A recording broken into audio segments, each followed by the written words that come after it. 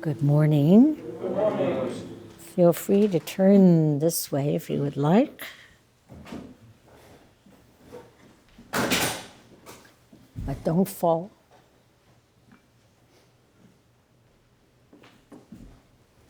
Turning and falling. Every day we have this opportunity. Just pick yourself up and resume.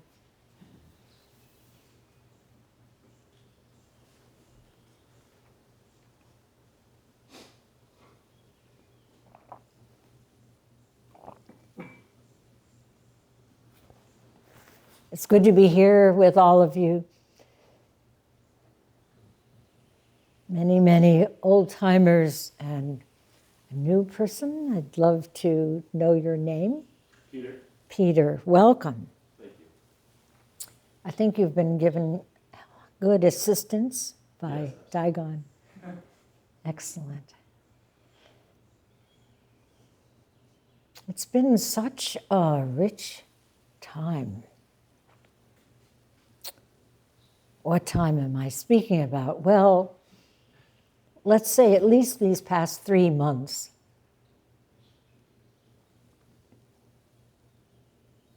But truly uncountable,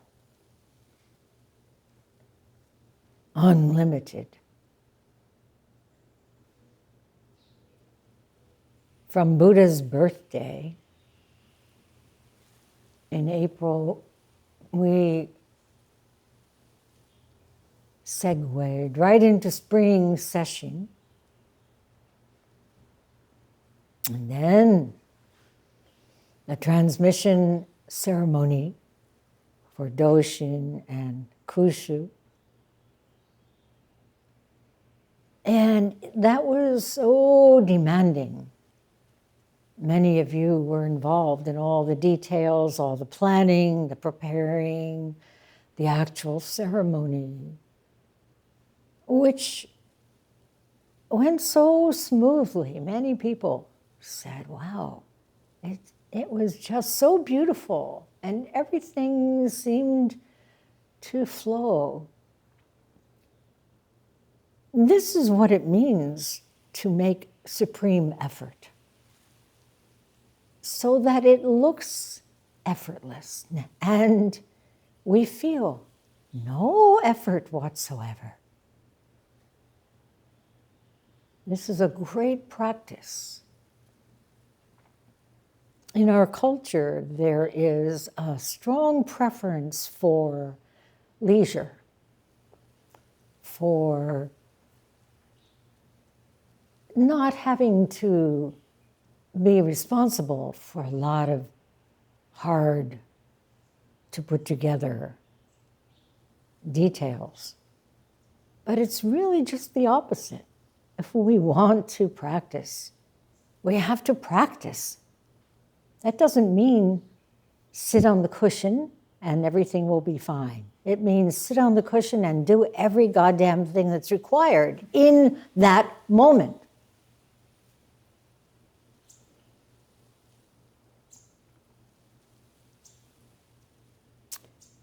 So, yeah, speaking of moment, that moment for Hoenji, that transmission ceremony, was so important.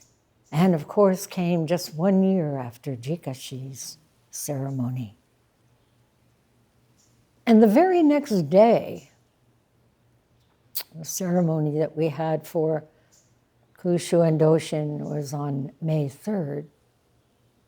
The very next day, we had a visit from Hiruta Sensei from Japan and his disciple, Yuho Carl Baldini from Brooklyn Aikikai. And they had just finished a weekend intensive of Misogi practice. Hiruta Sensei and Yuho have been here before, and they wrote to say they were sorry they couldn't attend the transmission ceremony, but they'd like to come the next day. Okay. Yeah, please do. This is our practice. Oh, it's inconvenient. I think you should come another time. No. He was about to go back to Japan. We have a wonderful Dharma connection with Hiruta Sensei that goes way back to beginning Misogi days at Daibusatsu Zendo. And so, of course, we were happy to have him. They came, we had dinner together. Then Hiruta Sensei did calligraphy. And I had just done quite a bit, so I still had all my supplies at the ready. And he had some paper we provided, ink we provided, and the more he did, the more he did. He couldn't stop. And then he would look, oh, still more ink. Okay, more paper, more paper. So we now have a treasury of his calligraphy, which is being carefully stored in the third floor of the library, a flat file cabinet, which we'll provide for everyone to see at our 30th anniversary celebration here this fall. Another opportunity. We start now. So yes, the following day, he met with us for Zazen and then offered Misogi practice in the Zendo, just a taste. How many of you were here for that? Yeah, pretty strong stuff, huh? So guess what? He's coming back for our 30th anniversary, and we will appreciate his offerings again. And that was followed by Nyogen Senzaki commemoration, a visit to Unity Church next door, their open house celebrating the designation as a historic landmark and sacred site. And then the next day we had a board meeting, and those of us who had attended were very interested in working on arranging things so that we too could find this historic designation, landmark designation, and sacred site. So the status of being a sacred site, we already are, it was, before we ever stepped foot on this land, of course. Onondaga Creek, Seneca Trail, the nations here going back, and conducting ceremonies and finding peace amidst strife. All of this we felt deeply when we first came here, right? And continue. And I think it was that same weekend, maybe not, that we attended Navzad's performance at, what was it called? Pink Rock Cultural Center. And the next day, we had a wonderful visit from a longtime student, well, two longtime students who got married, having met at Daibusatsu Zendo, Yao Keigetsu and Matt Kaijo, and their two daughters, Autumn and Moon. And some of you had a chance to be with them. Myoku, you definitely had a visit from them, right? And others of us who enjoyed their time here. They live in Boston, and I think are now on their way to China to visit her parents. And then there was another flurry of preparation for the haiku workshop on May 31st. And Karaku Sensei Marco, who had played for us for the transmission ceremony, returned and played that Saturday and Sunday. He gave us yet another performance as people were arriving for that haiku workshop. We had about, I don't know, 26 or so people. It was a great event. So many of you were there and participated. The weather was perfect. We had a kind of meeting to discuss what it is to write haiku, the history, some of the great masters' work, and then go out, go play. And people came back with what they had written or what they were hoped would become a haiku, and everyone discussed and shared, and it was really a beautiful, beautiful interrelationship through the Zen arts. And of course, throughout all this time that I'm speaking of, the 3 months and before, we had Zazen, we had Dharma study, we had mandala days, celebrations, various meetings. And then this past Tuesday, Andy and I left for Whately, Massachusetts, which is in the area of the 5 colleges. Now Hampshire has gone defunct, but anyway, Amherst, Smith, Mount Holyoke, UMass. A wonderful area of Valley Farms where our son and daughter-in-law live. And it was just beautiful, just wonderful to be there with them. We stay in an Airbnb just 5 minutes away, which in itself is really a remarkable little paradise.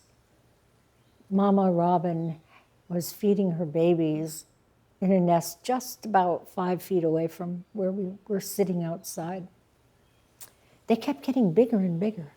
We kept marveling at the fact that she was still able to get into the nest, and they spent all their time like this. She wasn't there all that time. She was coming and going, working so hard, but they never lost that open-mouthed receptivity. And I thought, this is our practice, right?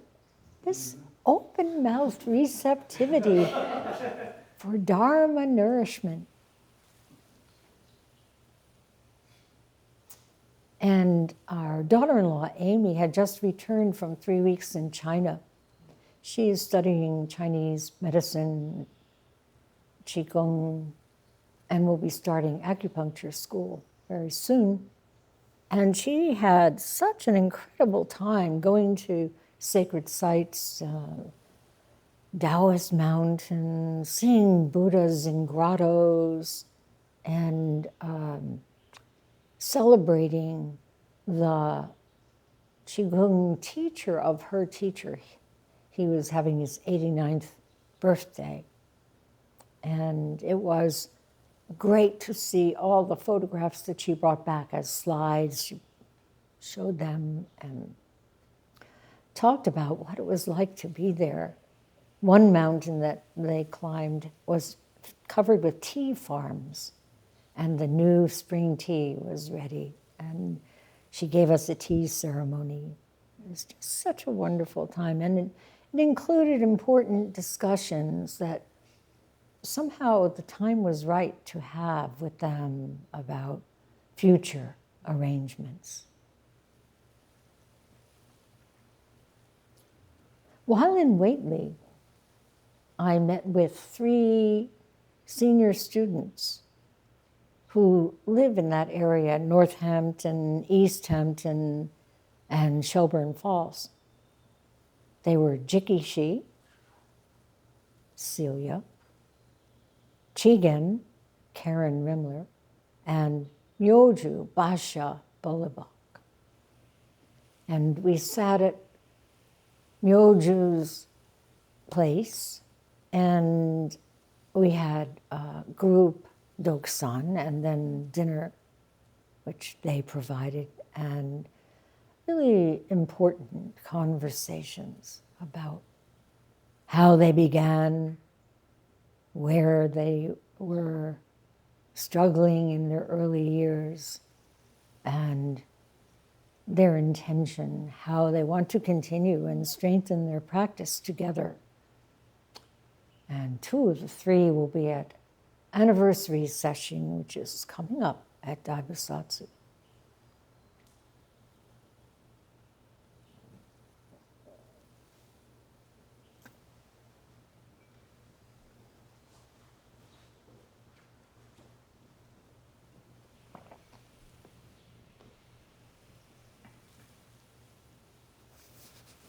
So I don't usually think about, okay, what is happening last week, this week, next week.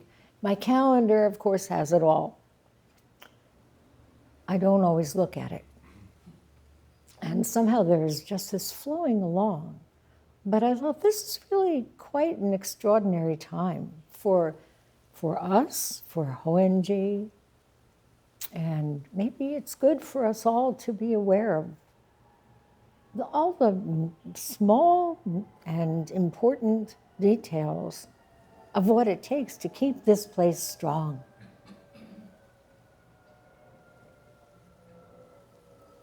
Andy and I returned yesterday afternoon, just after Kushu performed his first wedding as an Osho.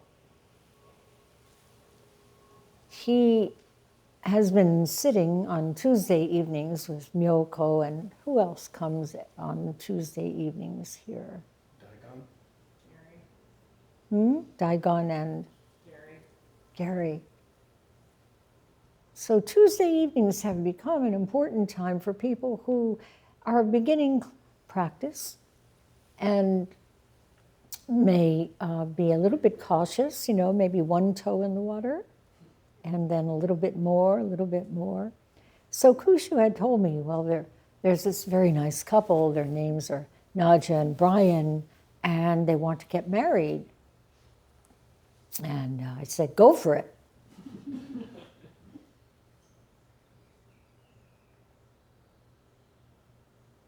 And then I asked him to get some more information about them. So it turns out that Nadja has a Dharma name, Sangpo. She grew up in Kalmykia, which is in southern Russia.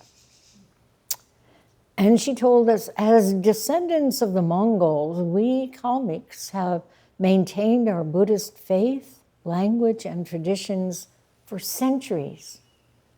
So she and her sister were trained by their father in Zen practice, in Buddhist practice, I should say, which is in Mongolia, closer to Tibetan practice.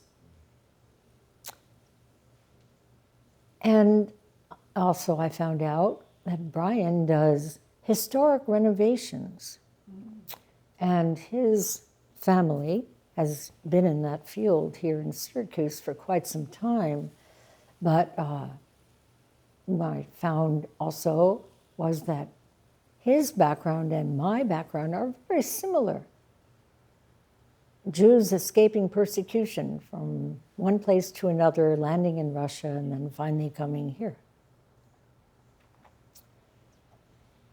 But he told me after, we didn't know anything about each other. And I had hired him as the contractor to restore our porch. We live in the Westcott Historic Designated Area, which is what I'm hoping we can do here. And so we've been talking about it now for about a year, and he's always so busy. And so we thought, okay, April. April came and went. Bad weather. May. Well, maybe by the end of May. No, he said, I'm getting married.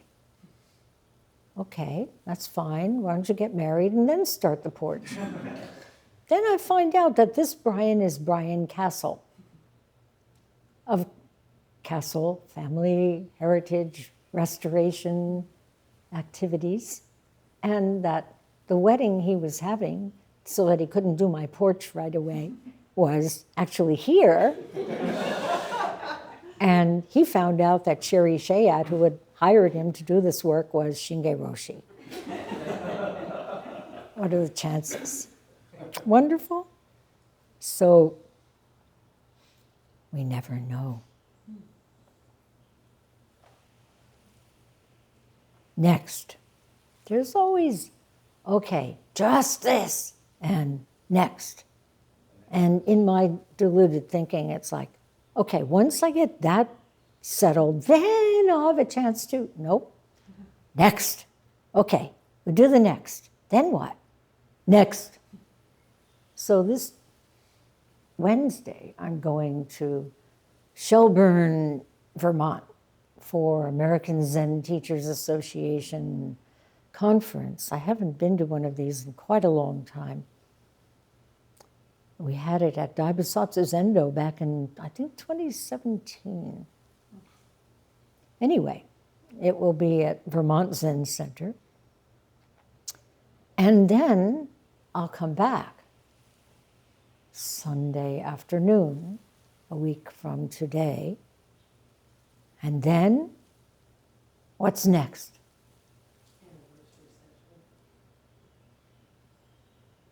I don't think anniversary session here. What's next here?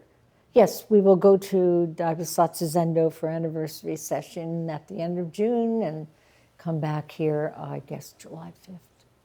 Several of us are going. Doshin, Joraku, Shoen, Kushu, and Fugan. Wonderful. 50th anniversary. But here, what's next? So we end July 4th at DBZ. Summer session. Okay.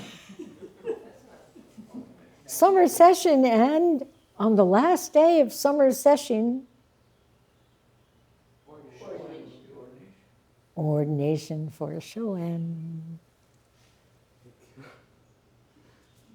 And this is really something so significant.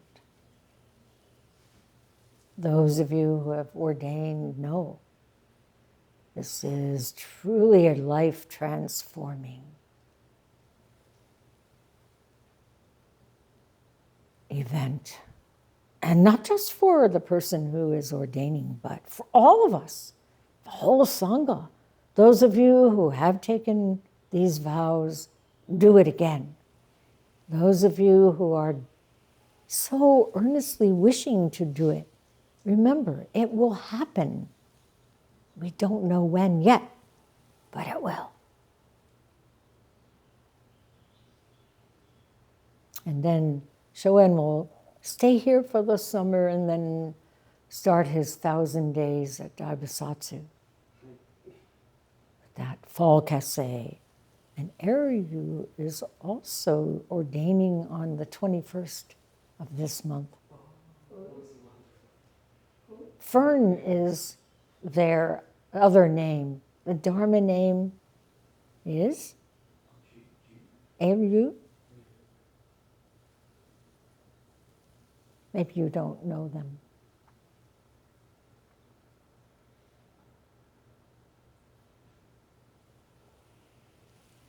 So all throughout this recent time, I've been reading a very inspiring book. It was recommended to me actually by Myoju Basha.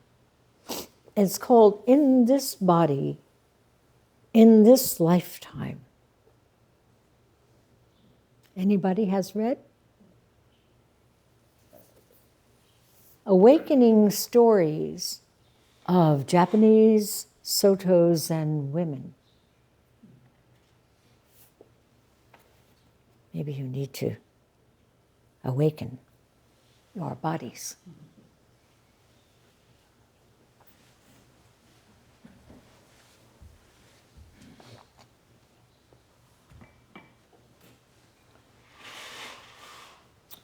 there were so many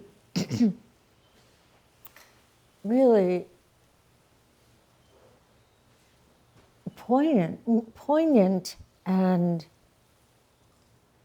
extraordinary stories written by these women of their breakthrough experiences under the training and guidance of a woman Zen master named Sozen Nagasawa. Sozen Nagasawa Roshi. And partly this is such an extraordinary book because it is an incredibly pioneering exposition of women's Kensho experiences at a time when women, lay women, and nuns alike were despised. They had nothing people thought, nun, what does she have to offer? Nothing. And there were very few people who could guide these people who were so earnest about starting their practice. This covers the period of before and during and just after World War II. And Nagasawa Roshi herself was born in 1888 and desperately wanted to be ordained. And of course, that was not something her parents wanted her to do. And so she had to wait. And I'm pointing this out because there are a number of you who sincerely wish to be ordained, but your life circumstances don't allow it. So it's a coming together of this sincere wish and the time in your life when that can happen. And you don't ever know how long it will take. But in her case, she had to wait until she was 27 and her parents died. And then she was again motivated. I really want to do this. But nobody really wanted to support it. She said, I was told that there are no more useless people than nuns. That becoming a nun is nothing I should consider. Truly, I heard it so many times that it almost made my ears develop a callus. But putting my life on the line, I became a nun. She received ordination in 1915 from a renowned Zen master, Daiun Sogaku Harada Roshi.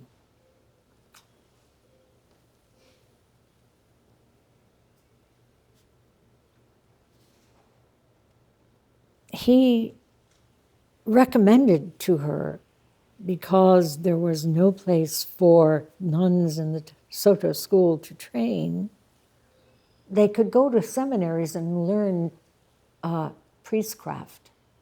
They could be educated. They would know just how to bow and when. But there was no real practice being offered. So she went, after graduating from the seminary, to Enkoji in Kyoto. That was a training monastery for nuns in the Rinzai school. But the abbess wasn't allowed to teach Dharma. She had to arrange for a monk from a nearby monastery to come and give teisho.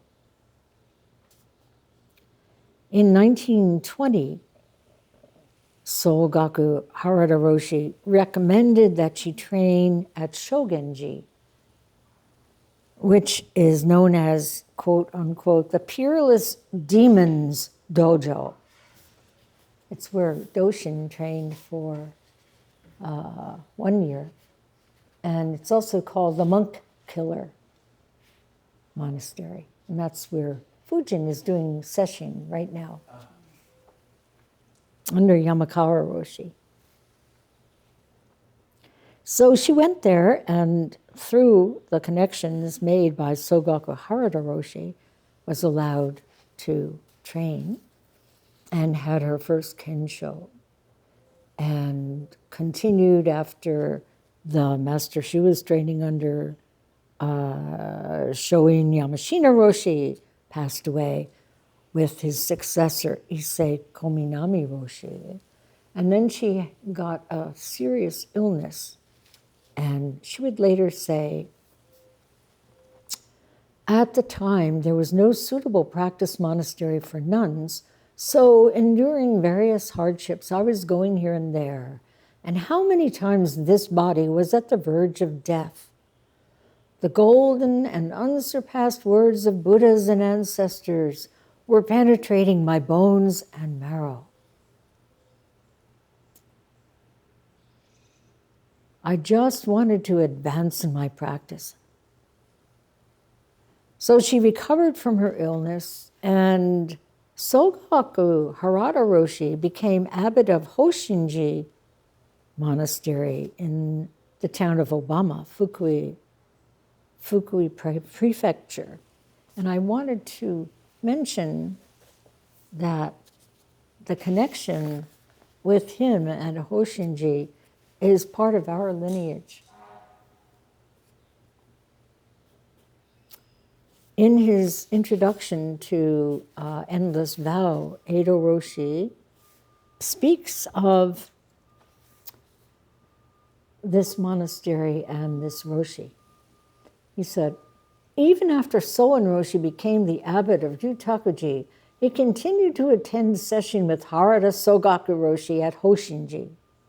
This was considered highly unusual behavior for a Roshi, an abbot of a monastery, who was supposed to have finished his training.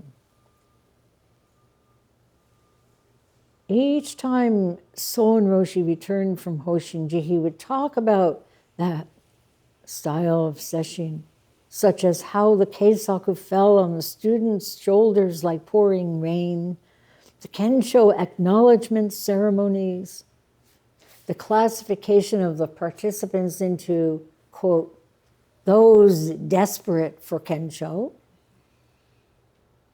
those of medium desire for kensho, and others. How about you?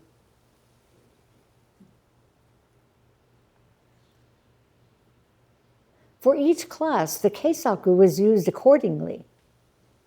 At Hoshinji, they had 1 hour in the afternoon when all students would shout mu, and the keisaku would strike continuously. And we experienced this at Dabisatsu Zendo before we moved into the new monastery, the new, now to be 50 years old, monastery, with Edo Roshi, and shouting mu and keisaku, whack, whack, whack, whack, whack, whack, whack. But he kept going there. Soen Roshi kept going there, and after one session, he was relaxing at a beautiful place in Japan, Amano Hashidate, and had one of the deepest Zen experiences of his life. He was forever grateful to Harada Roshi, and later he insisted that I, Edo Roshi, attend 2 sessions, and I too am deeply grateful. To my knowledge, no other Roshi in Japan had Soen Roshi's courage, faith, and enthusiasm for the Dharma.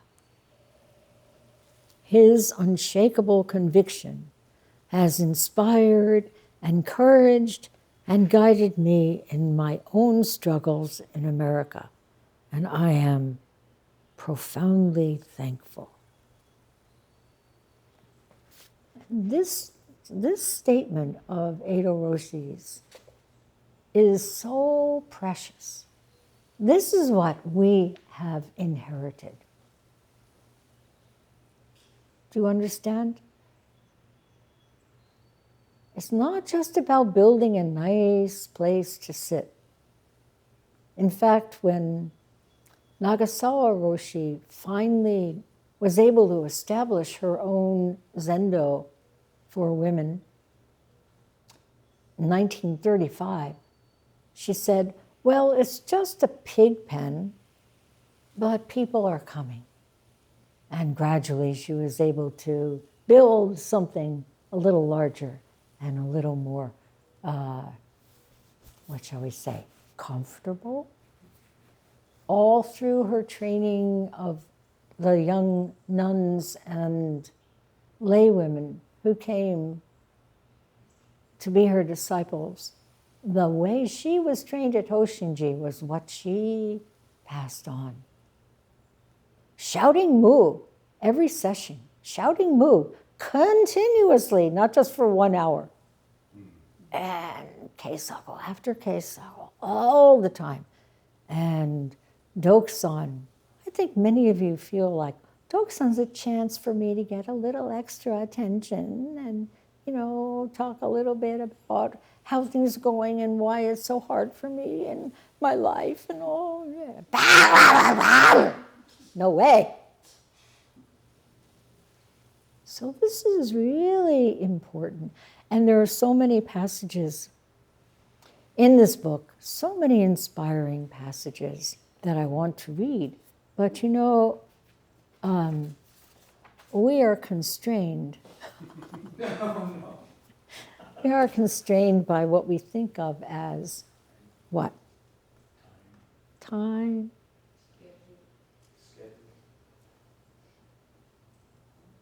The limitations that we think really are somehow reality. And these we have to go beyond. And reading these accounts, especially the laywomen, but the nuns as well, that took place from 1935 through the 50s, 60s, until Roshi's death in 1971. The culture of post-war Japan, the feelings of absolute hopelessness, confusion, how to live, what to do, along with all the usual karmic patterns that we all have deeply etched. But to go through that time in Japan as a nun or as a sincere seeker of the Dharma, to really feel remorse, to recognize all the ways one holds oneself back, to be able to engage in full-throated repentance, not to blame the others that we think made our lives hard. We all have this do not disturb sign hanging somewhere. And it doesn't mean do not disturb my intensive practice. It means do not disturb my carefully constructed self.